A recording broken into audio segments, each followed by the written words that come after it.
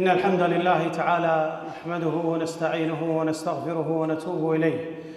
نعوذ بالله من شرور أنفسنا وسيئات أعمالنا، من يهده الله فلا مضل له ومن يضلل فلا هادي له. أشهد أن لا إله إلا الله وحده لا شريك له، وأشهد أن محمدًا عبده ورسوله صلى الله عليه وسلم وعلى آله وصحبه والتابعين لهم بإحسان إلى يوم الدين. أيها الناس، أوصيكم ونفسي بتقوى الله تعالى، هي وصية الله للأولين والآخرين. قال الله تعالى: ولقد وصينا الذين أوتوا الكتاب من قبلكم وإياكم أن اتقوا الله فاتقوا الله عباد الله. ثم أما بعد، من أسماء الدنيا التي نعيش بها تسمى دار البلاء، لأننا في بلاء. فهذه الدنيا التي أوجدنا الله عز وجل فيها أوجدنا للاختبار وللابتلاء. هل تصلح أن تعود إلى دار الخلود أو ما تصلح؟ ولذا قال الله تبارك وتعالى: تبارك الذي بيده الملك وهو على كل شيء قدير، الذي خلق الموت والحياة ليبلوكم أيكم أحسن عملا. فهذه الدنيا دار بلاء، ولا يكاد يخلو إنسان في حياته طولها بعرضها إلا أن يصيبه البلاء. فالله عز وجل يبتلي الناس بالضراء تارة ويبتليهم بالسراء تارة. يبتليهم بالضراء يعني مصائب تقع على الإنسان وهي واضحة للعيان. يعني على سبيل المثال، واحد يموت عنده قريب، يموت عنده عزيز، هذه مصيبة ثقيلة على القلب. يموت والدك، تموت والدتك، يموت ابنك مثلا عزيز على قلب، زوجتك، هذه مصيبة. امرأة تطلق بعدما كانت تبني أحلام، ثم يقدر الله عز وجل عليها الطلاق فتطلق، فهي مصيبة. يعني هذه بالنسبة لها مصيبة. إنسان يكتشف أن فيه مرض فيقال له: والله أنت ترى عندك فشل كلوي، ولا عندك مشكلة في الكبد، ولا عندك سرطان، ولا عندك مرض مزمن. يعني يبدأ يأكل هذا المرض، تصير مصيبة يعني ثقيلة على الإنسان. إنسان أنهيت خدماته مثلا، ولا أنهيت إقامته، ولا أنهي عمله، قالوا له: خلاص يبقى احنا استغنينا والشركة سكرت وما نحتاجك، مع السلامة، روح يلا إلى بلدك، ولا سافر، ولا ما نبيك تشتغل. هذه مصيبة. يعني عند الإنسان التزامات وتلقى عليه ديون وإلى آخره. إنسان مثلا عنده أولاد ما يقدر يدرسهم، عنده أولاد ما يقدر يطببهم ويعالجهم، عنده مريض ما عنده فلوس يعالج. هذه مصيبة ثقيلة وحارة على الإنسان. إنسان صدر عليه حكم قضائي، سواء كان صدر هذا الحكم عليه بسجن أو بإبعاد إداري أو غيره، يعني يبقى على الإنسان ثقيل. أن الإنسان هذه مصيبة. هذه مصائب الدنيا بإجمالها، مصائب تصيب الأفراد بالضراء، وأحيانا هذه المصائب تصيب الأمم كاملة، مثل إخواننا في غزة، مثل إخواننا في سوريا، مثل إخواننا في اليمن، إخواننا في السودان. هذه مصائب عامة، كما قال الله سبحانه وتعالى: إن يمسسكم قرح فقد مس القوم قرح مثله وتلك الأيام نداولها بين الناس. يعني مثلكم يصيبها ما أصاب غيركم من الأمم. هذه مصائب ثقيلة وحارة على الإنسان، وهي مصائب عامة تصيب شعب بأكمله. شعب غزة كله مصاب، شعب سوريا كله مصاب، اليمن، السودان وغيره، حارة على نفوس الناس. ولله عز وجل حكمة سبحانه وتعالى. فكل بلاء وكل مصيبة تصيب الإنسان له حكمة. فأنت شوف، خذها قاعدة: إما تصاب بالضراء تارة أو بالسراء تارة، كما ذكر الله سبحانه وتعالى: ونبلوكم بالشر والخير فتنة. يعني أحيانا يبتليك الله بالشر واضح للعيان، مرض، مصيبة، موت، فقد إنسان حبيب عزيز عليك، انهاء عملك، خسارة في تجارتك، ديون تتراكم عليك. هذه ضراء يصيب الإنسان، مصيبة حارة على الإنسان. وأحيانا يبتليك الله بالسراء يعني بالرخاء، يعني بالنعمة العظيمة، فأنت لا تشعر أنك في بلاء. فالله عز وجل يعطيك صحة، يعطيك عافية، يعطيك أموال، يعطيك بيت، يعطيك سيارة وزوجة صالحة، خدم، بيت واسع، عايش حياتك من أحسن ما يكون. يناديك الله للصلاة ما تروح، يناديك الله للزكاة ما تزكي، يناديك الله للحج ما تحج، الله يمنع عنك الحرام تروح حق درب الحرام، يأتونك الفقراء ما تعطيهم. هذا ابتلاء بالسراء. ولذا قال سليمان عليه الصلاة والسلام لما رأى عرش بلقيس موضوع بين يديه، قال: هذا من فضل ربي ليبلوني أأشكر أم أكفر. يعني هذا، فلما رآه مستقرا عنده، يعني رأى هذه العظمة ورأى هذا الملكوت أمام عينيه، قال: هذا من فضل ربي ليبلوني أأشكر أم أكفر. يعني الله هذا وضعها لي للبلاء. والابتلاء بالخير ترى أعظم من الابتلاء بالشر. ليش؟ لأن الشر الإنسان يستجمع القوة، قوتك تجمعها وتكون أنت متحفز لمواجهة الشر أو مواجهة المصيبة. يعني مرض، إنا لله وإنا، هذا يصبرك والثاني يصبرك والثالث يزورك، عزاء كل الناس تأتي تواسيك، لكن ما حد يأتيك يقول لك أنت في بلاء ما دام أنت بصحة وعافية، ما حد يقول لك أنت في بلاء ما دام عندك فلوس وراتب وزوجة وخادمة، ما حد يقول لك أنت في بلاء. ولذلك يرسب أكثر الناس في الابتلاء بالخير، وربما ينجح بالبلاء بالشر. بلاء بالضراء ينجح الناس فيه، لأن يستجمعون قوتهم وصبرهم والناس تتكاتف، لكن بالسراء الكل يسقط في السراء. ذلك ترى الناس الأمم المنعمة تسقط في بلائها وهي لا تشعر. يعني الله أعطاكم فلوس، الله أعطاكم صحة، الله أعطاكم مال، زكوا يا أخي، أعطوا، تصدقوا، ساعدوا، هذا ابتلاء يبتلي الله عز وجل العبد بالخير. أعطاك الله جاه، أعطاك الله سلطان، أعطاك الله قوة، أعطاك الله لسان، أعطاك الله شهادة، أعطى الناس، أعطاك الله مركز، ساعد الناس، لا يطوف. هذا ابتلاء آخر من الابتلاءات بالخير وبالشر. هاي مقدمة طبعا، ولسنا في صدد الحديث والكلام عن ليش الله يبتلي الناس. هذا الله عز وجل له حكمة في ابتلاء الناس، يبتلي الناس حتى يستخرج ما في نفوسهم من الرضا بالقضاء والقدر، ويستخرج ما في نفوسهم من الصبر. مو هذا موضوعي. موضوعي ماذا يعيننا على الصبر إذا وقعت المصائب. شو اللي يعينك على الصبر؟ ما هي الأشياء التي تعيننا إن وقعت المصائب؟ ما دام المصائب تقع تقع، خذها قاعدة، عاجلا أو آجلا لازم الله يبتليك، لازم الله يبتليك إن سراء أو ضراء. خذ، ما راح تخرج من الدنيا حتى يبتليك الله عز وجل. أم حسبتم أن تدخلوا الجنة ولما يأتكم مثل الذين خلوا من قبلكم مستهم البأساء والضراء وزلزلوا حتى يقول الرسول والذين آمنوا معه متى نصر الله. أم حسبتم أن تدخلوا الجنة ولما يعلم الله الذين جاهدوا منكم. يعني لازم يطلع المجاهدين الصالحين من الكاذبين من المنافقين. ما يمكن تدخل الجنة من غير بلاء. فلذلك حطها في راسك وتذكرني أن الله لا بد أن يبتليك عاجلا أو آجلا، بالسراء تارة وبالضراء تارة، بالخير تارة وبالشر تارة أخرى. لكن احنا الآن يعني بنقدم مقدمة مثل ما يقولون نذهب الدواء قبل الفلعة، نبي نجهز الآن. ماذا يعين على الصبر؟ شلون أصبر أنا؟ مصائب، الدنيا كلها مصائب. شو يعين على الصبر؟ واحد مات ولده، واحد قالوا له أنت فيك سرطان، فيك مرض مزمن، امرأة طلقت، شاب ماتت زوجته، إنسان ماتت زوجته، إنسان أنهي عقد عمله، واحد صدر عليه حكم قضائي، واحد سجن. طيب الحل يعني ايش أعمل؟ أطق راسي بطوفة مثلا، أقعد أبكي وأصيح وأولول؟ ما هو الحل؟ الشارع الحكيم أعطانا 8 نقاط باختصار أنا أقول لكم إياها الآن تعين الإنسان على الصبر. واحد، أن تعلم أن هذه المصائب التي يوقعها الله عز وجل ما أرسلها الله إلا بقدره، لا ليهلكك. الله ما يجزل المصائب حتى يهلك الإنسان، مو عشان تموت، مو عشان ينفقع قلبك وتنتهي حياتك، لا، وإنما ليختبر الله صبرك ورضاك عن ربك، فتكون أنت من الأولياء ولا مو من أولياء الله. بس الله يبي يصفك، يحطك في ميزان الأولياء عشان توصل إلى صف الأولياء وحزب الله عز وجل. لا بد أن نختبرك شوية، فيبتليك الله عز وجل، تفقد عملك، تفقد ولدك، يصيبك مرض، امرأة تطلق، شوف صبرك، راضي عن ربك ولا مو راضي عن ربك سبحانه وتعالى. فيعلم العبد ما يعين على الصبر، أن تعلم أن المصيبة ما جاءت لتهلكك، وإنما ليمتحن الله صبرك وليتبين هل تصلح أن تكون من أولياء الله الصابرين أو لا. الله قال هذا في القرآن، قال لا يكلف الله نفسا إلا ما آتاها، يعني قدرتها. هذه في سورة الطلاق، عند الطلاق، لأن الطلاق بالنسبة للمرأة مصيبة كبيرة، فقال لا يكلف الله نفسا إلا ما آتاها سيجعل الله بعد عسر يسرا. وقال في البقرة لا يكلف الله نفسا إلا وسعها، يعني الله ما يكلفك أكثر من طاقتك، ما يهلكك رب العالمين، في قدرة تستطيع أنت.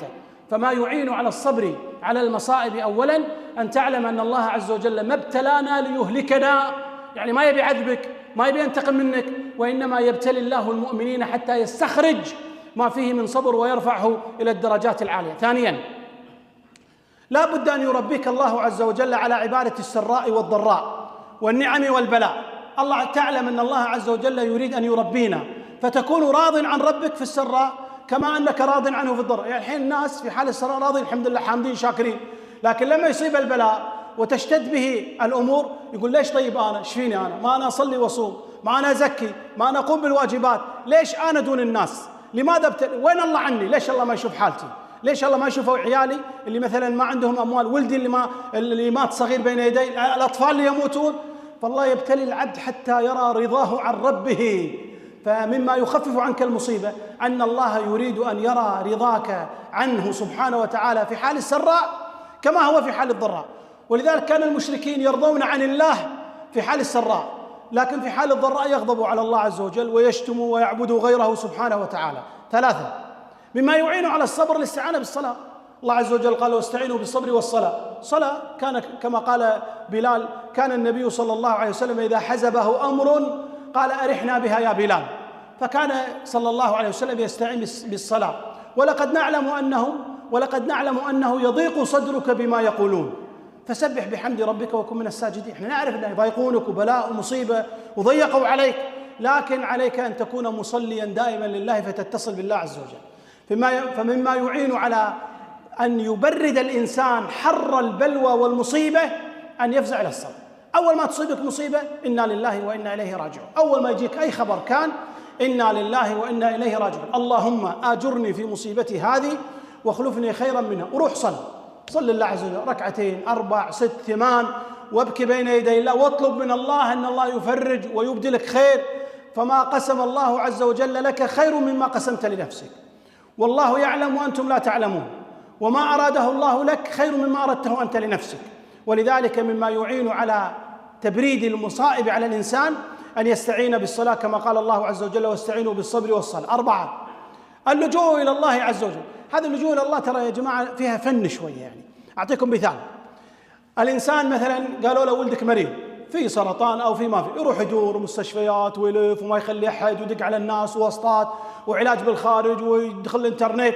إذا تعب ما لقى شيء قال الحين يا رب شافي ولدي. لا، هذا آخر شيء أنت جعلت الله. الأصل أنك تذهب إلى الله أولا، هذا الأصل، تروح إلى الله أولا قبل كل شيء، فتقول الحمد لله على ما أصابني، اللهم آجرني في مصيبتي واخلفني خيرا منها، وتطلب من الله العون، بعدين تمشي في الأسباب ولذلك قال الشيخ الإسلام تيمية رحمه الله الاعتماد على الأسباب شرك. تعتمد على الأسباب هذا الشرك بالله، يعني تعتقد أن الطبيب الشافي أنت مشرك بالله، لأن الشافي هو الله والطبيب سبب. تعتقد أن هذا الدواء سبب للشفاء، هذا شرك بالله، لأن الدواء سبب وليس مسبب، المسبب هو الله. فلذلك الاعتماد على الأسباب شرك، لا تعتمد على الأسباب، وترك الأسباب عجز، يعني ما يصير تترك الأسباب، حمدا لازم تأخذ بالأسباب. ولذلك الأصل إذا وقعت المصائب أن العبد يلجأ إلى الله أولا قبل كل شيء. صلي 2 تدعو الله، تبتهل إلى الله، تناجي الله، تسأل الله التوفيق، بعدين تروح تأخذ بالأسباب. تيسرت والله يعلم وأنتم لا تعلمون.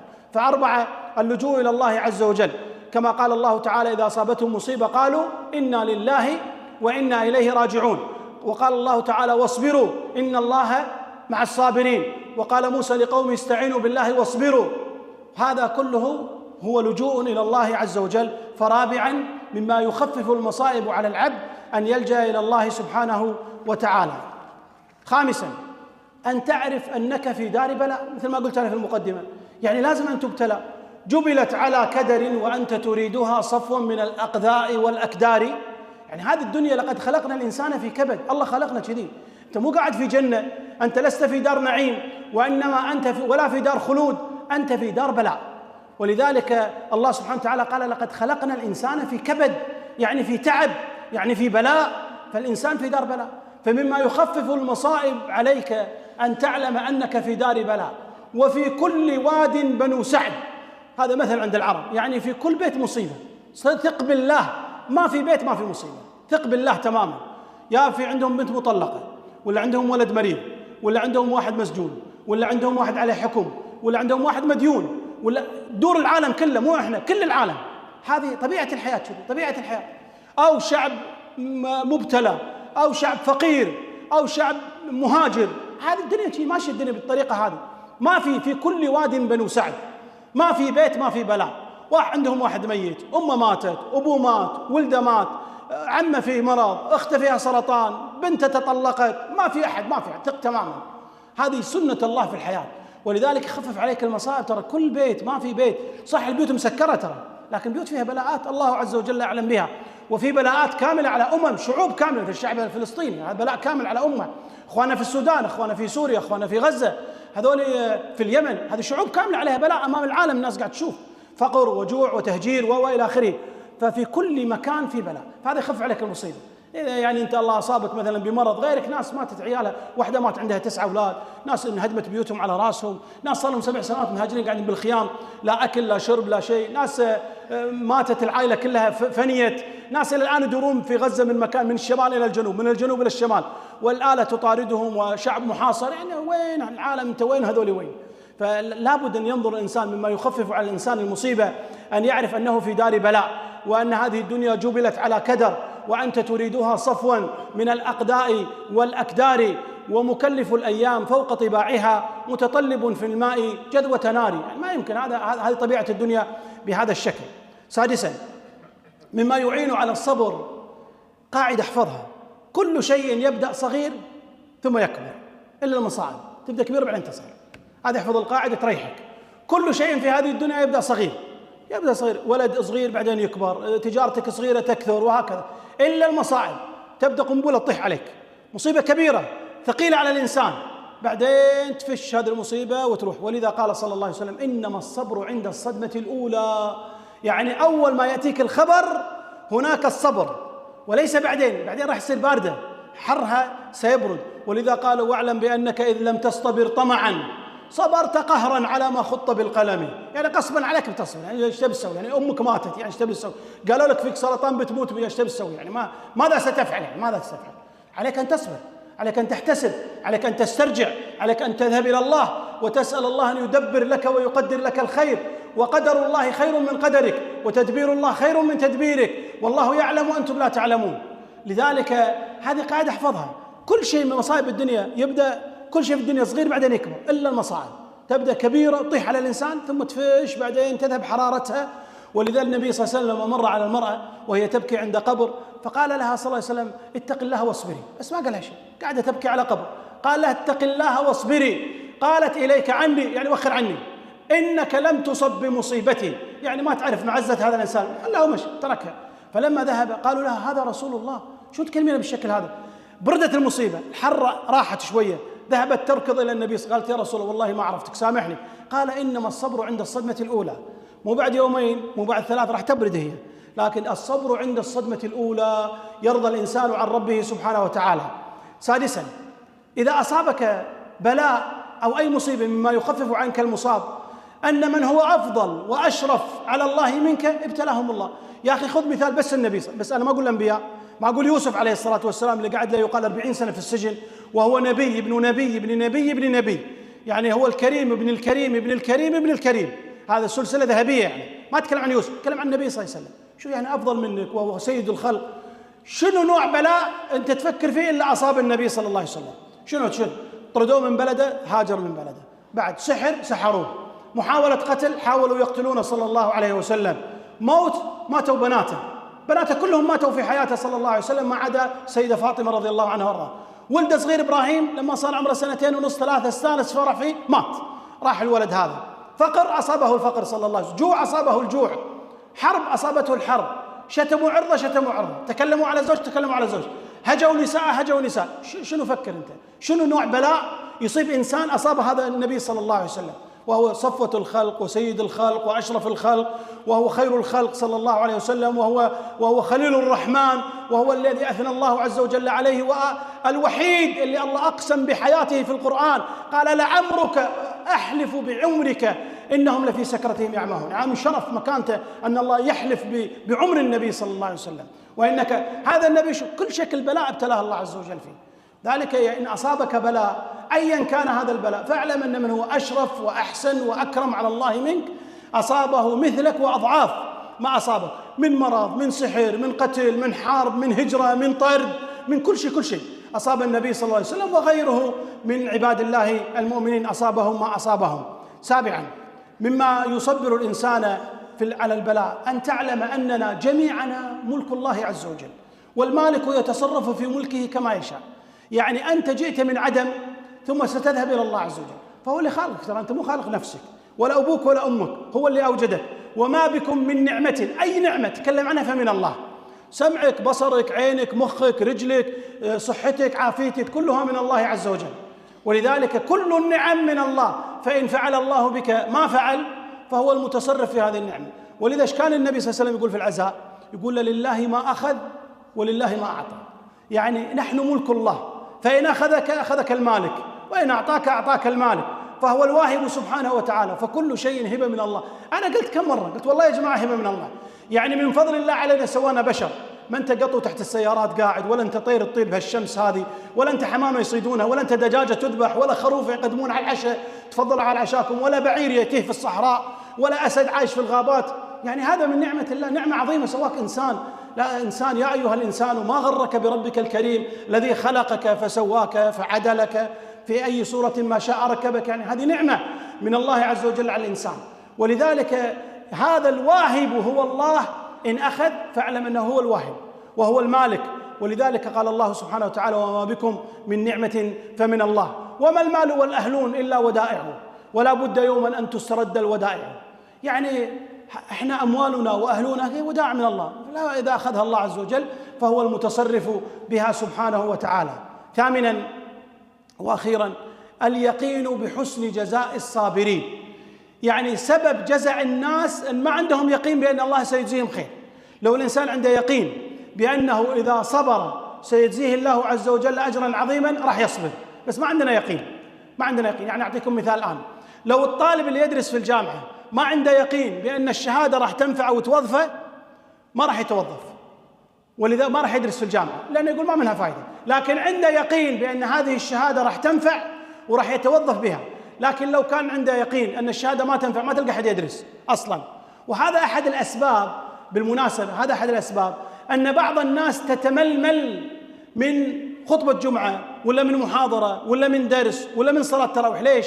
لأن ما عندها يقين بأن الملائكة قاعد تصلي عليها، ولا عندها يقين أن أجورها قاعد تمشي، عداد الأجور شغال. لكن لما تقول له روح اقعد في مدرسة مثلا ولا اقعد في سوق، هو على يقين أن في فلوس، في أرباح، ولذلك مستعد يقعد في البورصة 10 ساعات، مستعد أن يجلس في المدرسة 5 ساعات كل يوم، مستعد يقعد في الجامعة 4 سنوات يدرس و7 و10 و20، لأنه وراه فلوس، عنده يقين. لكن ما عنده يقين أني والله أنا أقعد ملائكة تصلي علي ولا وراها جنة وراها، لا، هذا كلام يعني حكي يعني نسمع إحنا. ولذلك الموضوع موضوع يقين، وكما قال ابن القيم: اليقين إذا قل اليقين عند الإنسان يقينه بالأجر صار يتضجر، خلاص ما منا تعبنا. هذا التضجر سببه قلة اليقين. ولذلك يعلم الإنسان أنه إذا صبر جوزي خيرا، كما قال الله عز وجل: نعم أجر العاملين الذين صبروا وعلى ربهم يتوكلون. وقال: إنما يوفى الصابرون أجرهم بغير حساب. وقال: ولنجزين الذين صبروا أجرهم بأحسن ما كانوا يعملون. يقول أحسن ما كانوا يعملون، إن أفضل عمل عملته بحياتك أنت وصل 1000 درجة، كل أعمالك نطلعها 1000، هذا أحسن ما كانوا يعملون. يعني نساوي عملك كله بأحسن العمل وأحسن العطاء. فلذلك إذا تيقن الإنسان بحسن الجزاء إذا صبر فإنه سيصبر. أما إذا ما عنده يقين بأنه إذا صبر سيجزيه الله خير فإنه سيجزع ويتشكى ويعترض على الله عز وجل. وبالمناسبة هذا لا يمنع أن الإنسان يشتكي ويبث همه، هذا ما في مانع، صابر لكن أبث همي، كما كان النبي صلى الله عليه وسلم يبث همه لأبي بكر، وأبو بكر يبث همه للنبي صلى الله عليه وسلم. هذا ما في اعتراض على القدر ولا فيه جزع، وإنما فلا بد من شكوى إلى ذي مروءة يواسيك أو يقليك أو يتوجع. يعني لا بد أن تشتكي لواحد، يا يواسيك يا يساعدك يا يتوجع معك. فهذا لا مانع شرعا منه أن يتوجع الإنسان وأن يشتكي وأن يطلب المشورة من إخوانه، وهذا لا يمانع الصبر. لكن علينا كما ذكرت المصائب تذهب، تبدأ كبيرة ثم تنزل، وعليك بالمصائب أن تمارس الصبر، وأن تعلم أن الله ابتلاك وابتلى غيرك، وأن تعلم أن الله هو الواهب، فما وهب سبحانه وتعالى له أن يأخذ متى شاء سبحانه وتعالى، وأن توقن بحسن الجزاء إذا صبرت. فإذا صبرت جزاك الله عز وجل خيرا، وأن الله يبتليك بالسراء تارة ويبتليك بالضراء تارة، وأن الله لا يبتليك ليعذبك، وإنما يبتليك لينقيك، يبتليك عشان يرفع درجاتك، يبتليك عشان يعطيك مكانة عالية، كما قال النبي صلى الله عليه وسلم: إنه لتكون للعبد منزلة عند الله لا يبلغها فيبتليه ويبتليه ويبتليه حتى يبلغه هذه المنزلة. نسأل الله عز وجل أن يرزقنا وإياكم الصبر والثبات. أقول ما تسمعون، أستغفر الله العظيم الجليل لي ولكم فاستغفروه إنه هو الغفور الرحيم.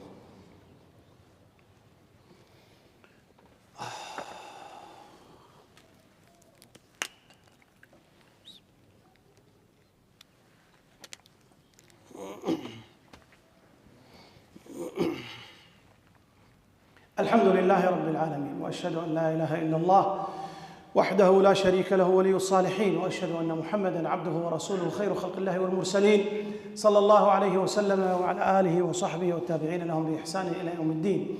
أعود فأذكركم مقدمة هذه الخطبة كانت عن البلاء، وأن هذه الدنيا دار بلاء. لقد خلقنا الإنسان في كبد، يعني في تعب، وأن الله عز وجل خلقنا ليبتلينا أنشكر أم نكفر، أنصبر أم نجزع.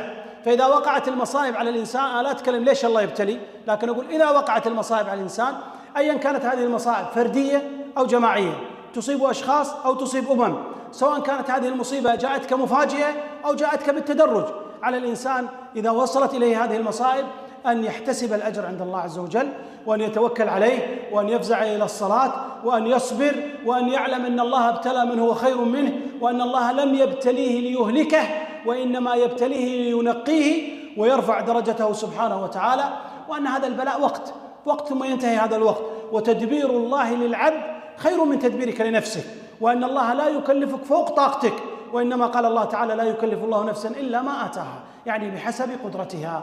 نسأل الله عز وجل أن يبصرنا في ديننا. اللهم إنا نسألك الهدى والتقى والعفاف والغنى. ربنا آتنا في الدنيا حسنة وفي الآخرة حسنة وقنا عذاب النار. اللهم ارحم ضعفنا واجبر كسرنا وتولى أمرنا، اختم بالصالحات أعمالنا، لا تكلنا إلى أنفسنا طرفة عين ولا أقل من ذلك. يا رب اجعلنا هادين مهديين غير ضالين ولا مضلين، سلما لأوليائك حربا على أعدائك، نحب بحبك من أحبك، نعادي بعداوتك من خالف أمرك. اللهم أعز الإسلام والمسلمين وأذل الشرك والمشركين، وانصر إخواننا المجاهدين في فلسطين وغزة، واجعل بلدنا هذا آمنا مطمئنا وعموم بلاد المسلمين. واجعل يا رب اجتماعنا هذا اجتماعا مرحوما، واجعل تفرقنا من بعده تفرقا معصوما. لا تجعل فينا ولا معنا ولا بيننا ولا حولنا شقيا ولا محروما، برحمتك يا أرحم الراحمين. اللهم اغفر للمسلمين والمسلمات، المؤمنين والمؤمنات، الأحياء منهم والأموات، إنك يا ربنا سميع قريب مجيب الدعوات. وصلى الله وسلم وبارك على نبينا محمد وعلى آله وصحبه والتابعين. قوموا إلى صلاتكم يرحمكم الله.